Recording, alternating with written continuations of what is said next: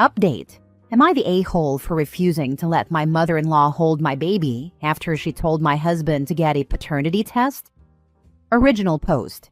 I, 28 female, gave birth to my first child, a beautiful baby girl, 3 weeks ago. My husband, 30 male, and I have been over the moon, but his mother has been causing non-stop drama. She never liked me. From the start, she made snide comments about how I trapped her son, even though we've been happily married for 4 years. When I got pregnant, she constantly joked about how the baby might not be his. I brushed it off as her usual passive-aggressive behavior until I found out she took it way further. 2 days after I gave birth, my husband got a text from his mom saying, "You should get a DNA test. You never know these days." I was devastated when I saw it. My husband was furious and told her off, saying he had zero doubts about me and that her comment was disgusting. She tried to backtrack, saying she was just looking out for him.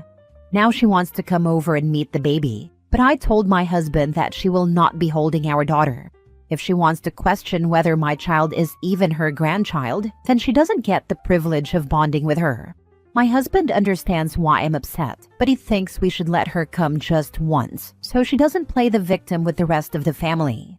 Now she's crying to everyone, saying I'm keeping her granddaughter from her and that I'm punishing her over a harmless question.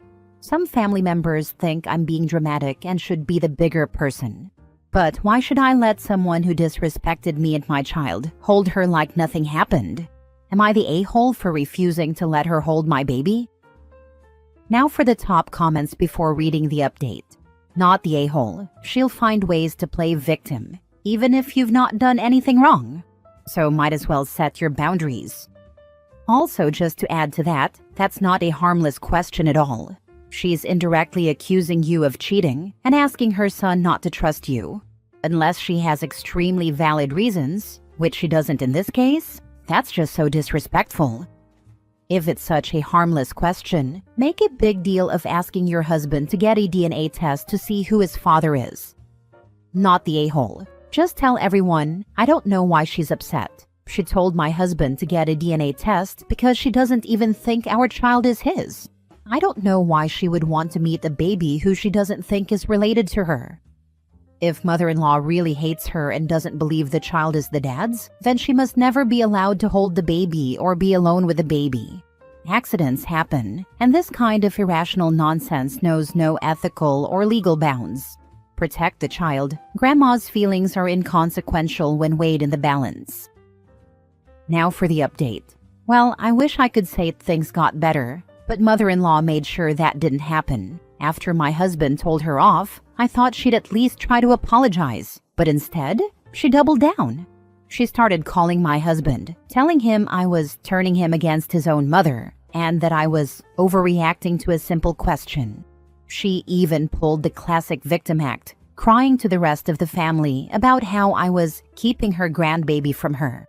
Then, things took a ridiculous turn. I found out from my sister-in-law that mother-in-law was actually trying to get a DNA test done behind our backs. Apparently, she was hoping to get a strand of my baby's hair or some spit to confirm the truth.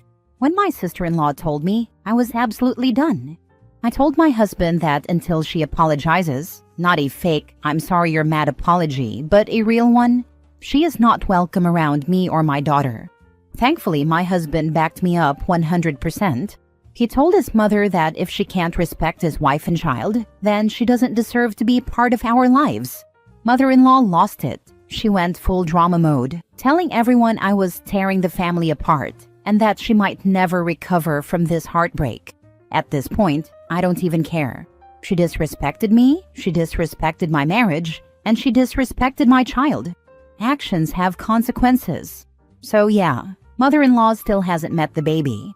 And unless she does some serious apologizing and self-reflection, she won't be anytime soon. Tell her you want a DNA test on your husband, as you don't think his father is the real father. She must be projecting from her own whoring days.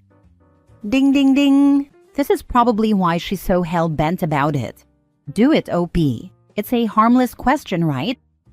I wouldn't include the last part because just the first would force her to fully reckon with her questions and have to defend herself, immediately putting her in OP's shoes or mindset, forcing her to realize how stupid it is. But if you include the last sentence, then she immediately writes it all off. It just escalates too much. Might as well say, eat crap and die. Can't wait to introduce my daughter to you at your funeral, if we're burning all bridges so quickly. People can learn and be better. Straight up using mother-in-law's own words against her and nothing more gives her the chance to actually grow. Even if she flips out, she'd have to tell family how OP asked for a paternity test. Family members would see the stupidity and ask mother-in-law why she thinks it's okay for her to ask that, but not for OP. Something from Sun Tzu, give the enemy a golden bridge to retreat on. I wouldn't even trust a true apology from this woman. She could just be acting. Let's say you keep her out of your life for 5 years, and you finally cave and accept an apology from her. She's totally going to try to get your 5-year-old tested. I have no doubt she'd pull something like that. This is why I'm keeping my boundaries firm, because if I let her get away with it once, she'll never stop. Next story. Am I the a-hole for calling out my husband's friend after he made inappropriate comments about my son's paternity? I, 23 female, have been married to my husband, Alex, 27 male, for 2 years, and we have a 10-month-old son, Dylan. Alex has a friend named Mike, 27 male. They've been best friends since high school. From my first encounter, I did not like Mike. He is really childish, likes to be the center of attention, and has a crude sense of humor. It's like he never got out of his frat boy phase. All of my husband's friends are married or in long-term relationships, whereas Mike has never been in a long-term relationship or brought any woman around. He has also made some weird comments toward me that made me uncomfortable. My husband has a deep bond with Mike, and they often go on hunting trips or have boys' nights. I've never tried to keep my husband from hanging out with his friend, but I have limited my contact with Mike as much as possible since we've been together. Mike came over to pick up my husband to go golfing. I was holding our baby when I answered the door.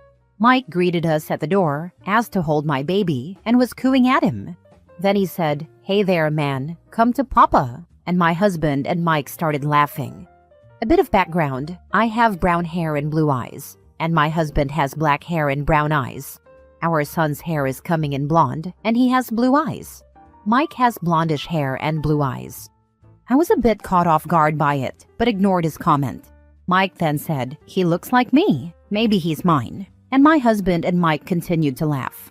I was obviously not amused. I told Mike to hand me my son, and then told him, "Not in a million years, and no woman with sense would want you." Neither my husband nor Mike laughed at my comment, and Mike just made a face before he and my husband left.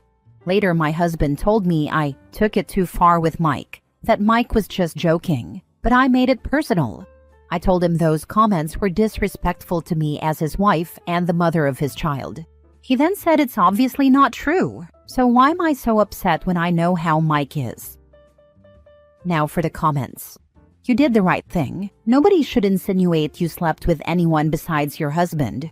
Your husband should be offended too. Thank you. Also, my husband is being a hypocrite here. If I made a joke about our baby being for someone else, he would be livid. It's okay for Mike to do it though. Also, the fact that your kid is only 10 months. Most white kids have blonde hair and blue eyes for quite a while. Heck, my nephew, who has 2 brown-haired, brown-eyed parents, was born with blonde hair and blue eyes. Even now, at 2 years old, he still has blonde hair, and his eyes were blue until a few months before his 2nd birthday. Not the a-hole, though your husband and Mike still are. I would suggest having a deep discussion with your husband about Mike's jokes. How you have never really liked Mike, and that the joking insinuation that you slept with him is something you find offensive and disgusting. Also, bring up the points I made in the first section. If Mike makes that joke again, respond with, "That would imply I was not only willing to cheat on my husband, but I was also willing to sleep with you." Not the a-hole. It was a harmless joke, obviously a joke, but a joke intended to make your husband laugh as if you weren't even there. In fact, the joke doesn't even make sense if you are there. because the implication is that he's been sleeping with you behind your husband's back. The only way it would work is if the three of you are close enough that you'd play along. Like, oh no, well, sorry, hubby. The truth had to come out sooner or later, while you put your arm around Mike. But the fact they both laughed, and because you don't have that familiarity, it was hurtful that your husband chose to laugh, somewhat at your expense, as if you weren't even there, or only considered what the joke implies about him, and not what it implies to you. This is the kind of joke you make between friends you know it'll land with, and you are not one of those people. Your husband's closeness to him does not automatically transitively pass to you because you're his wife. Nor should you feel pressured into being comfortable with that level of familiarity being forced on you. It wasn't necessarily the joke itself that got you so upset. It was the fact he thought he could tell that joke without thinking of you at all. The forced familiarity from both of them, and the way they talked as if you weren't even there, and don't see anything wrong with any of it. Next story. Am I the a-hole for not letting my husband attend his sister's wedding? My husband, 31 male, and I, 28 female, are expecting our first child this May 20th, 2025. We found out very early in September 2024. We did not keep this a secret from anyone, and in fact, shared the news in person with his family and my family on the day we found out. During this period, his sister, 29 female, was getting to know someone and got engaged in October 2024. It's sort of an arranged marriage, as she was set up and decided to get engaged only after 3 months of speaking to the guy. Her parents, my in-laws, were happy that she liked him and wanted to quickly move forward. She's been wanting to get married for the past 5 years. After the engagement party in October, there was a brief discussion of when the wedding would be. His sister had mentioned that she wanted to be married no later than April 2025. After our initial OB visit in September, my husband had mentioned to his parents that I would not be able to travel after 34 weeks, as per the doctor. His mother decided to ignore this information and not address it. His sister and mother decided to plan on having the wedding in April 2025, even though they had not booked anything. His sister's fiancé lives in Texas, a 3.5-hour flight away. I briefly mentioned that I would not be able to attend in April, as it would be too close to my due date, but wished them all the best in their planning. February 2025 rolls around, and they decided to have the wedding this upcoming April 19th in Texas. I told my husband that because I would be almost 37 weeks pregnant, we would definitely not be able to go. A month prior, during a huge fight we had, his mom had told him it's okay if I don't go, but that he would have to attend. At the time, I was not opposed to it as I thought it would be fine. 2 weeks ago, we met with my OB, and I decided to ask her for advice while he was also in the room. I asked her for confirmation that it wouldn't be a problem if he were to travel during my 37th week. She looked at both of us and said, absolutely not. We both stared at her, shocked, and she continued, this would be like rolling the dice. I would not recommend it. If something were to happen, I would not be able to slow anything down. He unenthusiastically agreed and said it's messed up that they picked a date knowing we most likely would not be able to attend. It's now almost April, and he just told his mother that we will both for sure not be able to attend. My husband and in-laws had a huge fight, and he explained the situation, so his dad threatened that he wouldn't attend either if my husband doesn't go to the wedding. I didn't budge after he told me this and calmly stated that he simply cannot attend 2 weeks before my due date, as we're both having this baby together. So, am I the a-hole for not letting him attend his sister's wedding? Not the a-hole. Your in-laws really looked at a whole pregnancy timeline and said, nah, let's gamble. Did they think the baby would just reschedule to be more convenient for them? Your husband is about to become a dad. His priority should be with you, not across the country at a wedding when you could literally go into labor any second. His family acting like this is some wild betrayal is crazy. He's missing one day. You'd be the one missing your partner while possibly giving birth. Huge difference. I get that they wanted to get married and April suited. That's fine. You don't need to wait for a baby or plan around other people's dates. But you also can't blame those people for prioritizing their situation and staying home being close to delivering. You don't get both. The world doesn't revolve around anyone else's dates, not the a-hole. And if they wanted April so badly, they could have chosen the start of April or the very end of March. OP still wouldn't be able to travel, but hubby might have been given clearance to go. The later into April they picked, the less chance either OP or hubby would be able to travel. Not the a-hole. If your husband is not 100% in agreement that he cannot be traveling for a wedding 2 weeks before your due date, he is not ready for parenthood. Parenthood is sacrifice. It doesn't mean sacrificing everything for your child, but it sure does mean it for big moments like when they're going to be born. He cannot be hours away at a wedding, likely drinking alcohol as most people do, and expect to still make it if you go into labor. This is his family's fault. They knew your likely due period before they picked a date. If they don't like it, that is their problem, not yours.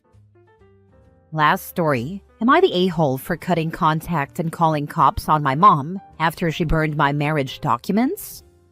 I, 27 female, and my mother, 46 female, have been fighting on and off my whole life. Every time I think she can change and be a decent person, she proves me wrong.